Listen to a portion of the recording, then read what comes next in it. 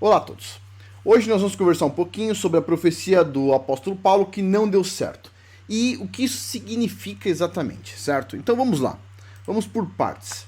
Então, a origem das palavras de Paulo, o profeta. Então vamos lá. Diz assim, Gálatas capítulo 1, versículos de 11 a 12. Diz assim, ó: asseguro-vos, irmãos, que o evangelho pregado por mim não tem nada de humano. Não o recebi, nem o aprendi de homem algum, mas mediante uma revelação de Jesus Cristo. Então, ele está falando o seguinte, ele está se comunicando diretamente com o Messias, certo? Não foi através dos apóstolos que aprenderam. Então, o Messias ficou 3 anos instruindo os apóstolos, mas Paulo conseguiu furar a fila e falou, não precisei passar por isso, o Messias já me deu algumas revelações aí. Beleza.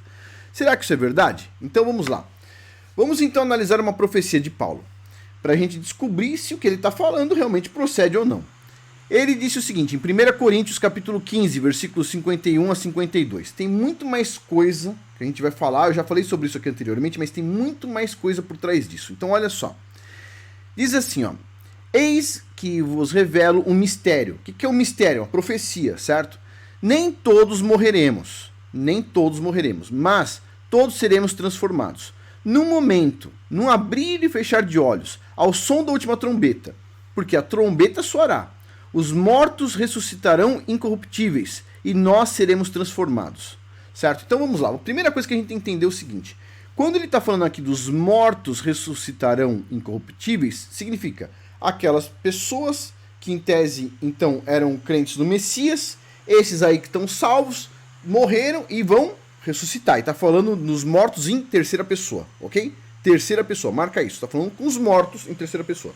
E ele está falando aqui, e nós, primeira pessoa, seremos transformados. Então ele está imaginando que ele e as pessoas em volta dele, em primeira pessoa, certo? Vão ser transformados e não vão estar mortos quando forem transformados. Ok? Muito simples de entender. Nessa passagem de 1 Coríntios, capítulo 15, versículos 51 a 52, Paulo está fazendo uma profecia revelando um mistério. Para a geração que acompanha ele, as pessoas que estão ali em volta dele. Beleza. Dizendo para as pessoas com ele, que estão ali em volta, nem todos morreremos. Nem todos. Ó, talvez um ou outro aqui, mas nem todos morreremos. Pois nessa profecia dele, o final dos tempos estava para acontecer nos próximos anos, e ele precisava se dedicar muito para pregar o máximo possível o evangelho, pois o final dos tempos estava para acontecer, e alguns deles não conheceriam a morte, e já receberiam o corpo espiritual. Muitos cristãos gostam dessa ideia do apocalipse, porque eles têm medo da morte e pensam o seguinte, eu não vou morrer, porque olha, é a última geração, então todos os antepassados para trás morreram, conheceram a morte. Mas aquela geração sempre é sortuda e não vai acontecer. Só que infelizmente o pessoal pensa isso há muito tempo e vai morrendo. Pois bem, como todos nós sabemos, todas as pessoas daquela geração de Paulo morreram. E já passaram quase 2000 anos desde que Paulo escreveu essa profecia. 2000 anos. Fazendo com que essa profecia seja classificada como uma falsa profecia. Se é uma falsa profecia, Paulo, por definição, é um falso profeta, certo? Então, pois bem, muitos estudiosos entendem que Paulo estava esperando o fim iminente do mundo, e ele era da seita do Apocalipse daquela época, pregando o celibato e esperando o fim, enquanto que o Criador diz para não desejarmos esse dia. Pois bem, o professor e comentarista bíblico C.K. Barrett diz o seguinte, em primeira epístola aos Coríntios, página 381, diz o seguinte, ó: Paulo esperava que na segunda vinda do Messias, ele próprio não esteja entre os mortos, de quem ele fala em terceira pessoa. Os mortos estão em terceira pessoa, mas entre os vivos, de quem ele fala em primeira pessoa. Ele esperava a segunda vinda de Jesus durante a sua própria vida. Quem está dizendo isso é o pastor. Ele está falando, Paulo esperava, certo? Estava falando para todo mundo. Tá para acontecer, é agora, mas aconteceu? Não. Então, a profecia dele não se cumpriu. Pois bem, além disso, o renomado apologista cristão C.S. Lewis, todo mundo tem um monte de livro aí do C.S. Lewis, diz o seguinte sobre 1 Coríntios capítulo 15, versículo 51. Ele diz assim, ó, o versículo mais embaraçoso da Bíblia, no livro The Oldest Last Night and Other Essays, página 97. Pois bem, o versículo mais embaraçoso da Bíblia. O cara defende a Bíblia. Só que, realmente, e aí? Como é que fica isso? É embaraçoso, no mínimo. Agora, as pessoas defendem Paulo nesse ponto dizendo o seguinte, ó. dizendo que ele não estava falando das pessoas nos dias dele, e sim de pessoas no tempo futuro. Então a pergunta é, será que essa afirmação de Paulo deveria ser observada de forma figurativa ou literal? Para conseguir responder essa questão, vamos analisar outras escritas de Paulo. Então, 1 Coríntios capítulo 7, versículos 24 a 34, esse é longo, então vamos lá, com paciência. Irmãos, cada um permaneça diante de Deus na condição em que estava quando Deus o chamou. A respeito das pessoas virgens, não tenho mandamento do Senhor, porém dou o meu conselho como um homem que recebeu misericórdia do Senhor, a graça de ser digno de confiança. Julgo, pois, em razão das dificuldades presentes, ser conveniente ao homem ficar assim como é. Está casado? Não procure desligar-te. Não estás casado? Não procures mulher. Mas, se queres casar-te, não pecas. De novo, autorização do Paulo para, você pode até casar e nem é pecado, mas o melhor é não casar, tudo bem. Assim como a jovem que se casa não peca, todavia padecerão a tribulação da carne, e eu quisera poupar-vos. Mas, eis que vos digo, irmãos, o tempo é breve. O tempo é breve. Passou 2000 anos. O tempo é breve. 2000 anos. Tudo bem. O que importa é que os que têm mulher vivam como se a não tivessem. O tempo é breve. Você não precisa nem ter relação com sua mulher. Faz conta que nem tem, entendeu? Não precisa expulsar ela de casa, mas é isso aí, entendeu? Beleza. Faz de conta que não tem. Os que choram como se não chorassem, os que se alegram como se não se alegrassem, os que compram como se não possuíssem, os que usam deste mundo como se dele não usassem. Porque a figura deste mundo passa. Quisera ver-vos livres de toda preocupação. Se você não casar, não vai ter preocupação, tá vendo? Ó a dica. O solteiro cuida das coisas que são do Senhor, de agradar ao Senhor. O casado preocupa-se com as coisas do mundo, procurando agradar sua esposa.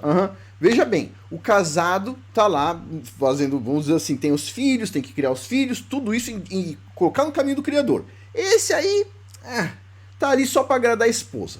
Agora, o solteiro jogando seu videogame, etc, tal, esse aí faz a obra do Senhor. Sim, claro. Vamos continuar analisando aqui.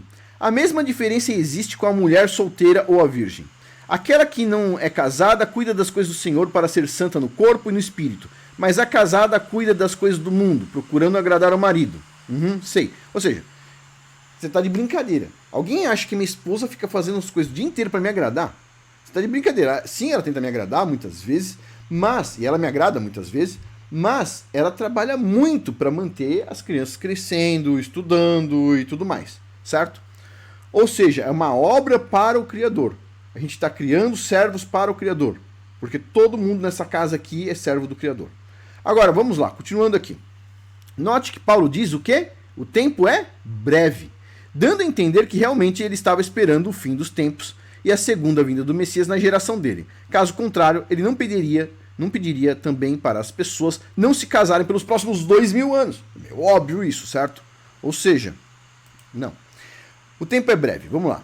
Veja se as pessoas não se casassem, elas não gerariam filhos, o que tenderia a reduzir com o tempo o número de cristãos primitivos, certo?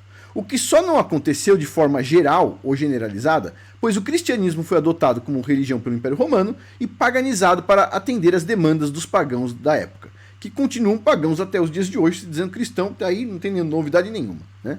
De fato, o que Paulo falou só faz sentido se ele entendia que o tempo da vinda do Messias era breve, era curto, e não queria demorar 2000 anos, senão ele não falaria uma coisa dessa, né?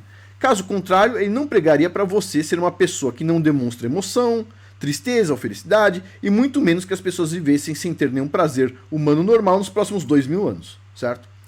Se Paulo não acreditasse que o fim era iminente, que ia acontecer em poucos anos, talvez semanas ou meses, ele não diria para as pessoas não se casarem, né? Para elas serem celibatárias, sem emoções e ascéticas, ou seja, desvinculadas totalmente do mundo físico, durante os próximos 2000 anos, certo? Pois bem, agora, vamos lá. Segundo a Torá, temos um problema aqui, certo? Segundo os primeiros 5 livros da Bíblia, o Pentateuco, temos um problema aqui. Então tá lá, Deuteronômio, capítulo 18, versículo 22. Quando o profeta tiver falado em nome de Yahweh, se o que ele disse não se realizar, é que essa palavra não veio de Yahweh. O profeta falou presunçosamente, não o temas, não tem medo do profeta, do falso profeta. O falso profeta disse assim, foi lá, fez uma profecia, não se cumpriu. Passou 2000 anos, todo mundo esperou 2000 anos, não se cumpriu, beleza. É um falso profeta, tá na cara, certo? O Criador dos céus e da terra disse, não temas. Ah, mas o falso profeta diz assim, quem falou alguma coisa diferente de mim é amaldiçoado. O Criador disse, não o temas, eu prefiro temer o Criador dos céus e da terra e não o falso profeta. Desculpa, pessoal, fato.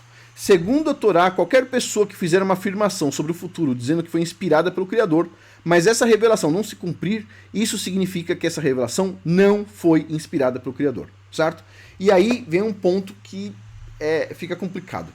Quando uma pessoa fala, por exemplo, muitas coisas boas, porque nas cartas de Paulo tem coisas interessantes também, certo? Mas enfia no meio coisas que, tipo assim, vão contra a Torá, agora a gente precisa ficar com mais cuidado ainda, certo? Porque o cara que só fala contra a Torá, a gente entende que ele está falando uma coisa que não faz sentido. Mas o cara que fica naquela, vai, não vai, aí tem outro problema. Uma hora a gente fala sobre isso em outro vídeo, tá bom? E para finalizar, quem tiver interesse em assistir o curso que eu tenho, Paulo, parte 1, Apóstolo ou Apóstata, esse curso está custando $18. Eu acho que menos de R$90, ok? Tem 18 aulas que são compostas por 323 slides, tem 7 horas e 21 minutos de duração. Pessoal, esse curso custa $18. Na área de membros, quem está na área de membros de curso, é uma área de membros que lá tem 46 cursos no momento. Curso de negócio, curso de comida, curso de como fazer facas, curso dessa parte de religião também, porque está lá esse curso Paulo, né? Tem curso de desenvolvimento pessoal, são 46 cursos. A pessoa entra lá, paga $11,90 por mês. $11,90. Com esses $11,90 por mês, ela consegue assistir naquele mês qualquer curso. Ela quer assistir 2 cursos, 3 cursos, 4 cursos, beleza. A pessoa entrou lá com $11,90. Daqui 5 anos ela está pagando quanto? Adivinha? Os mesmos $11,90. Não tem aumento para quem entrou até o dia 31 de dezembro. Agora, depois do dia 31 de dezembro, eu vou fechar a área de membros durante um tempo. Quando eu for reabrir ela, vai estar custando R$14,90 ou R$19,90, não tenho certeza ainda. As pessoas que entrarem depois vão pagar o valor corrigido lá, porque vai ter mais curso, certo? Eu acho que é R$14,90 ou R$19,90, acho que vai ser R$19,90. Agora, quem entrou com R$11,90 não tem aumento, você continua pagando o mesmo valor. Quem entrou bastante tempo atrás, quando só tinha 7 cursos e paga lá $7, $8, continua pagando o mesmo valor até hoje, certo? Porque me apoiou quando eu tinha só 7 cursos. Agora tem 46 cursos. Mês que vem vai ter um curso a mais, 47. Em janeiro, um curso a mais, 48. A pessoa está pagando e todo mês tem um curso novo entrando lá, tá bom? Bom, pessoal, por hoje é isso. Muito obrigado a todos aí pela atenção. Até mais.